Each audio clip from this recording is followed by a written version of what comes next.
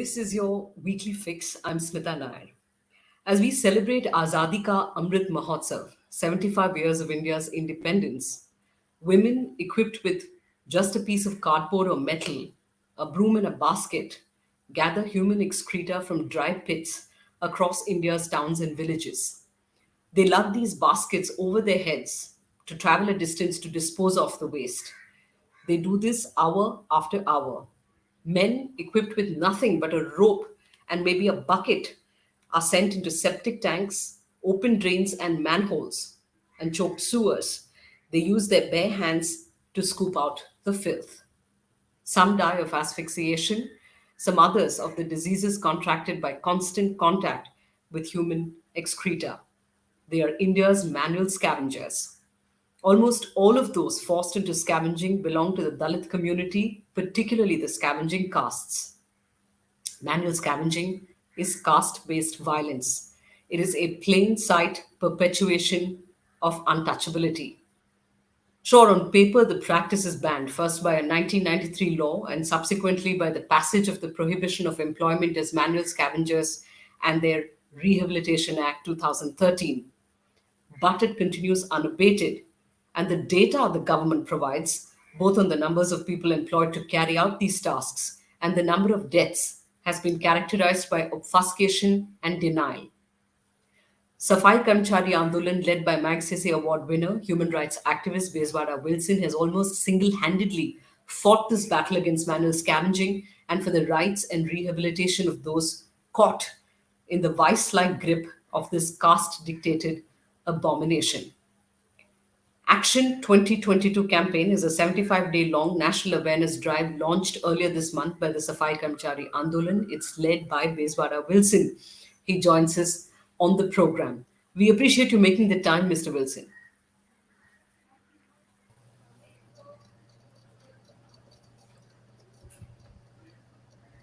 Right. If I may begin by asking you, sir, the 2013 law created a distinction between manual scavenging and hazardous cleaning. And the rules that were subsequently notified allow for the practice to continue under certain conditions. So, allow me to explain this for the benefit of our viewers who are not entirely conversant with the law.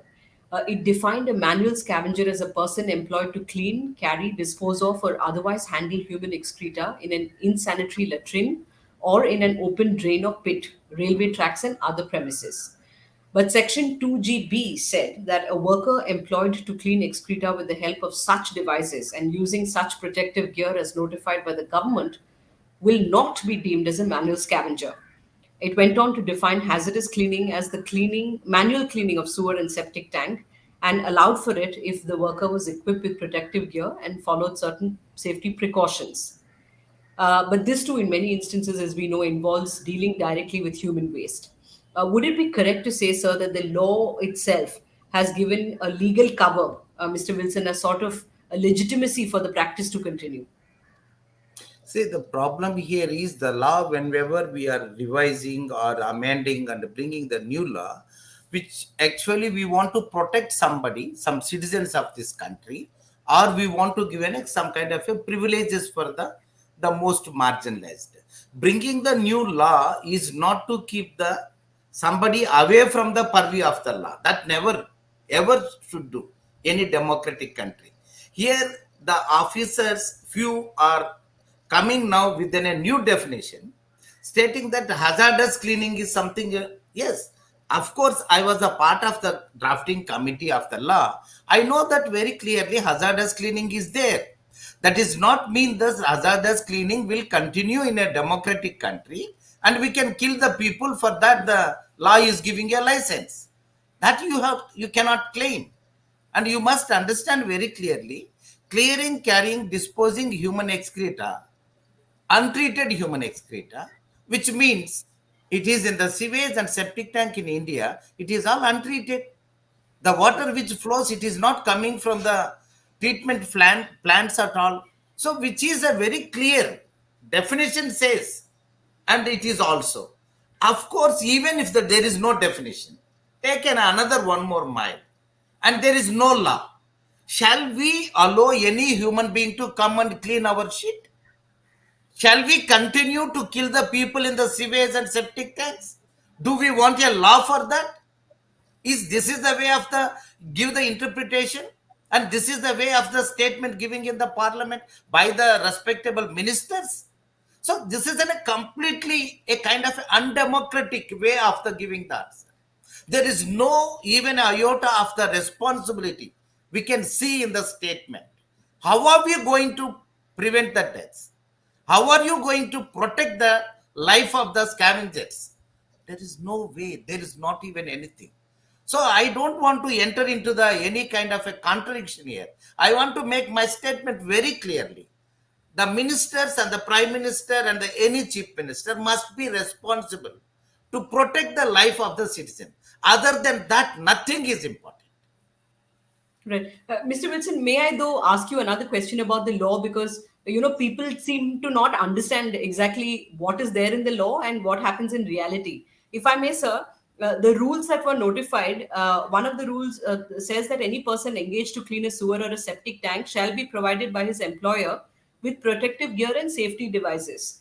And they list a number of safety devices that need to be protected. Section 5 says that the local authority has to ensure that certain cleaning devices are to be used by persons who are engaged in cleaning sewers and septic tanks. And 14 such devices are listed.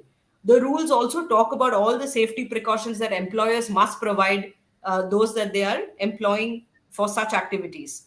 But there is obviously photographic and testimonial evidence that says that these rules are only observed in breach. Could you tell people who are watching and who seem to either be unfamiliar with the reality or want to sort of look the other way, what actually happens when a contractor employs a person to clean a sewer or a septic tank or a blocked drain? See, there are the two things which we have to understand while we are discussing about this. One is about actually how are we going to prohibit. So this is a prohibition act. It is not the act which allows the people to continue the activity and use this protective gears. Protective gears has come in case of emergency. So emergency also defined in the law, and the particularly in the where it is in the rules. It says that in some emergency where the cemented aprons and cemented something, the what it is called, the when we cover the manhole with the cemented thing. So if it Yes. is broken into the pieces and fall into the manhole which cannot suck, in such circumstances you have to provide the safety gear for the person who can go inside and bring that out. But it is not giving a license for everybody to, you can send the any person with the safety gear or anything which I am making here. Even with the safety gear, we are not supposed to send the human being inside unless until it is an emergency. And what is emergency also we defined. So in each municipality and the each local body, every day asking the people to come and clean cannot be emergency. You must have a plan for your country and your state, your municipality, your local body. How are we going to stop this? That is in the first number one step. Second, of course, in case of emergency, tomorrow morning itself, overnight you cannot change. I do agree for that. But Act has come in 2013. Now we are talking about the 2022. After 11 years, again you say that in case of 11 years, what is the such emergency the country has done? I want to ask that question also. Country has nothing such big question. We have lost already 540 people within this period. 5 years. The data is very clear here. And the minister itself is saying that 347 people within the 5 years. We have not lost in any incident in the country, including even in the any kind of a terrorism or anything. So why we don't take the issue as so serious? That is the matter here. It is not the safety gear. It is not the either you follow that or this or no. The matter here is why the country or the particularly the government is not taking 347 whatever data you have given. I agree for that. Hmm. Of course, I have a data. I can always give the data. More than that. But Hmm. I agree for the 347. When we kill 347, why we are not coming with any kind of a solution? That is the matter that the people who are sitting in the power must answer. Right. Mr. Wilson, I'll come back to this question on, this lack of political will and intent, and ask you why that is in a little more detail a little ahead. But I wanted to ask you one question pertaining to the people who continue to be employed. Now, a 2017 study had said that the life expectancy of a sanitation worker is significantly lower than the average life expectancy of an average Indian. The fact that continued contact with human excreta makes sanitation workers vulnerable to a host of diseases is well known. It is well documented that so many of these workers have died of asphyxiation, of drowning in septic tanks. What I continue to be confounded by is that not a single local administration, state body, central body provides any kind of health insurance or life insurance for workers working in sanitation. Am I correct? That's the Yeah, information I have. right, right. You are Yeah. right. And has it never come up, sir, in the course of your discussions with governments? And I know that you were part of the drafting committee of the law. Why, They said why, why something as basic as this has not been provided? they said that the premium must pay by the some contractor or something. The government is not even ready to take the premium for the insurance companies. And there is another thing is we don't kept more focus on the coverage of the insurance, and all we started asking you please come with a solution. The because this is just a kind of a relief, the Correct. premium paying and all. When the Right. person died only it comes. Right. But actually to save the life, what are the measures government Right. is taking, that we have taken. But the Right. government anyway, the local bodies are the, and another thing we must understand, our local bodies are not so powerful, not powerful, they're economically sound to make all these things in the small towns and all. In such cases, the government has to take that, and they cannot throw. When it comes to the sanitation workers and their protection, protective gear, their salaries, and their welfare, always the government want to throw on the local bodies. And local bodies always say that we don't have the money, we don't have the funds. So this is then a fight between those two parties. Always Right. they kill the people. So the Right. government has to take the responsibility to provide the safety gear and insurance premium and all other things, whatever is important. And much more important is actually preventive measure. Right. Mr. Wilson, it was said that perhaps the only way we'll be able to eradicate manual scavenging is if the provisions in the law that allow for the prosecution of those who are engaging directly or indirectly workers in such hazardous activities happens. How many people have been convicted, sir, under this law, under the provision that exists? So far in India, they have not prosecuted anyone. And even if they filed one or two places with the pressure, some FIR, later stages, it has not gone to the prosecution stage at all. And there is no punishments yet. Punishment so far nowhere. But they reported here or there, we arrested somebody. After some time, they will release, and they will come for the compromise and some kind of a compensation. All these actually small things, they are making some adjustments, but they are not finding any solution. And if the law executive authorities, if they work well, and there is some fear, the contractors and everybody, they will fall on that track definitely. And most probably, and the most important thing which we have to discuss, most of the sewage lines, it is not the by any maintained by any private parties. Sewage lines are the purely maintained by the government. Government. Yes. And the septic tanks, there may be some private individuals. So when the principal owner of the sewage is the government, so you cannot throw the responsibility on the contractor. Contractor may be providing you service. So ultimately, government has to take the responsibility, cannot throw on the contractor. And you can't ask us to go to the contractor to get the relief for the compensation. Right. And the state is the biggest sort of employer of, including railway tracks. I mean, cleaning of railway tracks is something that is done by, I mean, your workers are employed by the government. So I want to ask you about your views on the much touted Swachh Bharat Abhiyan. Particularly one claim, it was made that this is a major reform in sanitation. One of the claims is that the majority of the millions of toilets that have been constructed have used twin pit technology, which does away with the need for human handling of fecal matter by moving it to a compost chamber. That is one particular claim that I want you to comment about, and the overall claim that the Swachh Bharat Abhiyan will play a major role in eradicating manual scavenging and is already doing so. Can you sort of audit this claim for us, sir?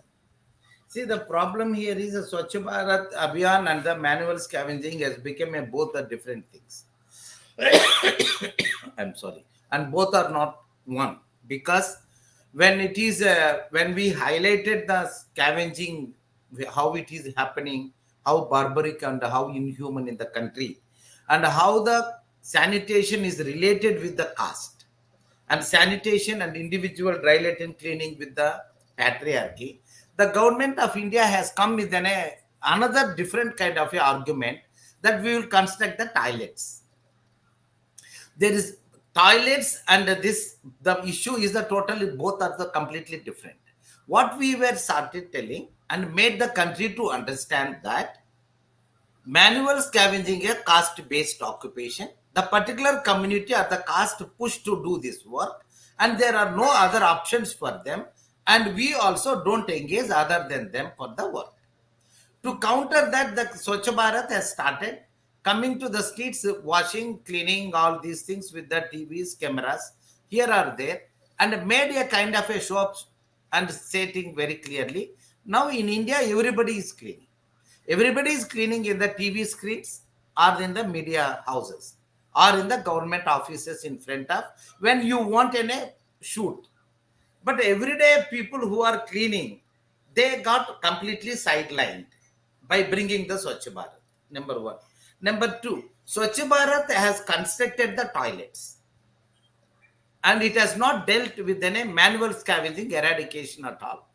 When we talk about the manual scavenging, it is in a dry latrines and it is in a human beings who are cleaning that, and you have to identify them, and you have to identify dry latrines. You have to replace the dry latrines into the flush out, and you have to rehabilitate the women whom you identified. And there is a caste and the patriarchy attached to this occupation. So how do we deal in that? And how you develop a kind of a vocabulary, and how you develop a kind of a concept which can make Indians, everybody to understand about the sanitation in a humanistic approach, and how we can have a modern way of the sanitation facilities for the each individual. These are the questions, larger questions one has to address. Instead of addressing that, we have increased the number of the toilets 1 to lakhs, lakhs to crores, and your data board has increased that we construct the toilets. Constructing the toilets, I am not saying wrong, but constructing the toilets is not the solution for the manual scavenging eradication at all. And in the Swachh Bharat mission and their objectives, you cannot find even a single word about the eradication of the manual scavenging. So we no need to link these two. That is some program which government want to do, they did, and it got completely flop in the sense of the eradication of the manual scavenging. That I can always say. Then second is they are claiming that it is a twin pit. The country Yes. where the people are all there, everybody has the toilet. None of them can come and state openly that we have the twin pit, except that Swachh Bharat mission, the chief secretary or somebody, whoever that, the CEO, can come and go to the one village and the two pits, and he will enter into the one pit, come out, and he will bring the some fecal matters, and he will show. See, we can make any one toilet like a model and show. And we are talking about the 140 crore population's problem. We are not talking about a one individual toilet. You can make one individual toilet or 10 individual toilets. But it is not the true that in the Indian context, the amount of the space we are having to construct the pit, where there is no place for to construct the toilet. Where is the scope for the pit? And where is the scope for the twin pit? and who are going to enter and cleaning all these things. So this is a completely a kind of a drama which we want to highlight and show that and make up the things. But that is not the way to actually address the issue. When it comes to the toilet and the particularly about eradication of the manual scavenging, always people will say that why you are talking about the chief ministers or the prime minister. It is in a state municipality subject. If it is a municipality subject, then Swachh Bharat constructing the toilets is not the municipality subject. Why the Prime Minister jumped immediately and did? And why they spent the 2 lakh crores? And you have the money for the 2 lakh crores for the construction, and the women who are taking the shit for the 75 years after independence, even till today, we have no any single solution. We have not even a single scheme addressing them. You say that we want to give the loan. When you want to construct the toilet, you give the subsidy for that. But when the women want the rehabilitation after so many years of the slavery, we don't have any scheme, any package. We want to give the loans and make them to harass, terrorize, and get afraid of the banks for the loans, and they you declare that they don't like any kind of a rehabilitation. So this a kind of an attitude of the government must change.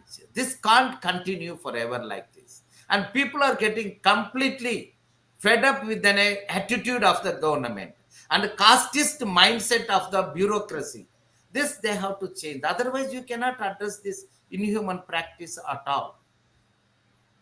Mr. Milson, in conclusion, Action 2022, what is the aim of uh, this sort of campaign that you have undertaken? I know you did something similar in 2015 as well. What is it that you aim to do? See, 2000, we are continuously, periodically, each and every death when happen in anywhere in the country, we are writing letters to the Prime Minister, Chief Minister, Governor, Chief Secretary, and the Ministry of Social Justice and Empowerment, National Human Rights Commission, other commissions, and many people, including the member of the parliament and the MLA. We are in reporting. This is what happened in your constituency. This is happened in your state, like everything. But we get only computerized answer, but none of them has given a proper answer at all. And people started saying that this government is not going to listen to the people. So many people are saying that why are you making the dharnas, rallies, all these things? So in the democracy, actually the people matters. Leaders never matter. Leaders is elected by the people. So people must understand the government is not listening to them, to make the people to get aware that they are continuously killing the people, they are not taking any responsibility. Then action 2022 we have launched. Already we have completed 73 days, and almost each town 2025 they are giving the permission, the police. So they are coming out and they are saying that stop killing us. So if the citizens are coming and saying stop killing us, how the governments can just keep quiet? Or if police coming and asking us, you cannot do this, which means what? We have to allow somebody to come and kill us. That is what is the police is saying. So this campaign aims, actually it is a test example for the 75 years of the independence can not make liberation of the scavengers. So we must think about the actually the process what we have adopted for the democracy. It is a wider question. We are not talking about the loan. We are not talking about the ration card. We are not talking about the any benefit. We are asking the larger question whether we have the scope within the democratic framework, whether we have the scope in the Indian constitution to prevent the deaths in the sewage and septic tank, because Article 21 Indian constitution says right to life with the dignity. So we have a right to live. So we are asking the wider question that somebody has to answer, and everybody has to answer, including the president to the prime minister of this country, and all the chief ministers must take this as an important. It is not the 10 people are asking or 20 people are asking. It is asking about the life of the people who lost, and their kin and kith are coming and openly asking very simple question. All right. Mr. Wilson, we hope that this conversation also, in some measure, helps sort of create awareness among people. We thank you for the work you do, Mr. Wilson, and for making the time for speaking to us here at Scroll. Thank you. Thank you so much.